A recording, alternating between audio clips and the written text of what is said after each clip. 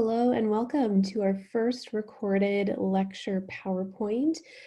Today's lecture is going to be covering communication and public speaking, and it will just give us a really great foundation for these concepts as we continue to build upon them throughout this semester.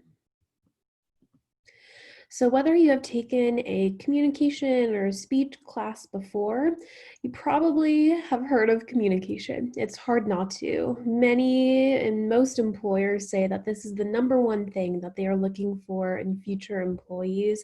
We know that we need to have good communication to have good relationships, but if you had to actually sit down and come up with a definition to communication, it may be difficult, especially if you can't use the word communicate, communication, or communicating in it. But this is where we need to start. We first need to understand what is communication, because ultimately public speaking is a type of communication.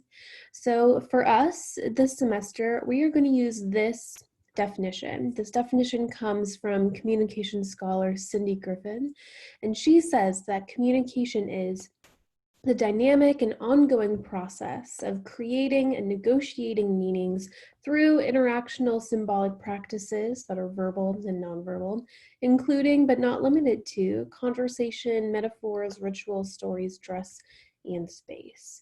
That's a lot there. It's a wordy definition, but if we break it down, there's really only three components there. The first is that communication is a dynamic and ongoing process. So what that means is that communication is always happening, and we never are not communicating. Even if you are a student in a major lecture class where there's 500 other students, you sit in the back row and you doze off a little bit, you might think, oh, I'm not communicating, I'm lost in the crowd, I'm asleep. But that is communicating, right? That's communicating that you are tired or you're uninterested or that you don't want to be seen. So communication is always changing and it's always going on. And the goal, what we're trying to do with communication is meaning. We're trying to create meaning, but we're also trying to negotiate meaning. And the how. So how do we create meaning? We do this through interactional symbolic practices, which are verbal and nonverbal practices. So like having a conversation, that's how you can negotiate the meaning of something. You can use metaphors, rituals, stories, all of those probably make sense to us. But even what we wear, our clothing can communicate, can create meaning of who we are, of what our job is, of what our socioeconomic class is. And space. And this is not referring to outer space, although there's plenty of communication to discuss about that. But this is more talking about the space around us. So when we have a conversation with someone else, how close are we to them? Have you ever had a conversation where the other person feels comfortable being closer than you or farther away? Or even the spaces that we live and move around in. So your room, the classroom creates meaning that this is a place for learning. Oftentimes there are desks there, chairs with desks attached. There's things we associate with educational settings, such as a whiteboard or a blackboard, a computer, right? All of these things communicate and create, negotiate meaning. And so when we get into the field of communication and communication studies, we look at this negotiation and creation of meaning in a lot of different settings and contexts. So we have intrapersonal communication, which is the communication between two people, between yourself. Interpersonal is between two people. There's group communication, so there's some disagreement about how many people is considered a group. Generally, it's about 3 to 10, and once you get bigger than that, you get into organizational communication. So organizational communication is not necessarily, are you organized? Do you have a calendar? It's more looking at organization. So large groups of people that have a common purpose or mission, like businesses, nonprofits, schools, religious institutions, all of those. Media studies, looking at how we create and negotiate meaning through media, through pop culture, through television, through journalism. Rhetoric is really looking at persuasion and how we use words. Performance studies is kind of a newer section of communication studies, and this is where we look at what do our bodies do and how do our bodies play a part in the creation and negotiation of meaning. And throughout all of this, we're always looking at how gender, race, sexuality, ability, class studies, all of these different identities, how they intersect and impact how people communicate in these settings. But of course, another way that we look at communication is, of course, public speaking.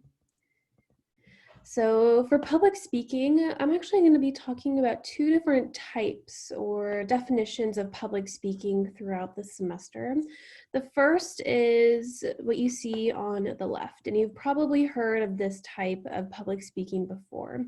This is the process or act of performing a speech to an audience. So when you think of public speaking, this is probably what you think of giving a speech to an audience. There's a reason why, there's a purpose to why you're speaking, whether it's to inform them, to persuade them, whatever it may be.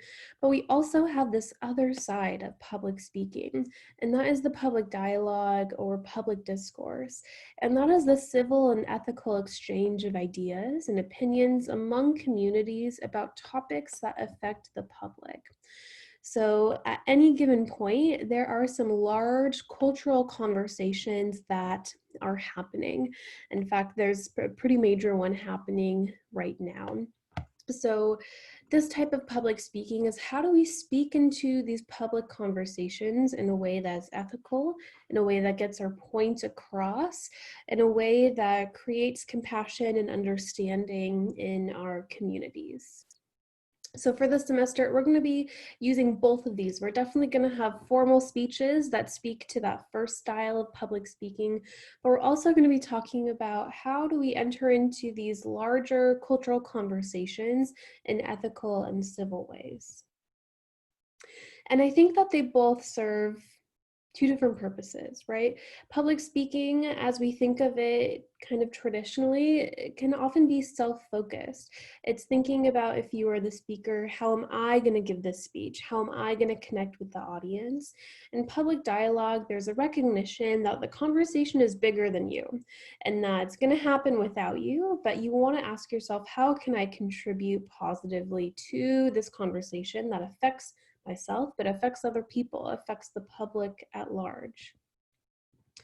And so in order to push back on this idea that traditional public speaking is self-focused, we are going to be audience-focused public speakers. And that means that we are not only aware that we have an audience, but we're considerate of their positions, beliefs, values, and their needs as an audience. And we need to keep our audience in mind every single step of the process. So the last thing that I want to cover is an interactional and what we call the transactional model of communication. And what it does is it'll provide you a nice visual of understanding how communication works. How do we create and negotiate meanings? This model is applicable for just about every context of communication, and later on we're going to be applying it to public speaking.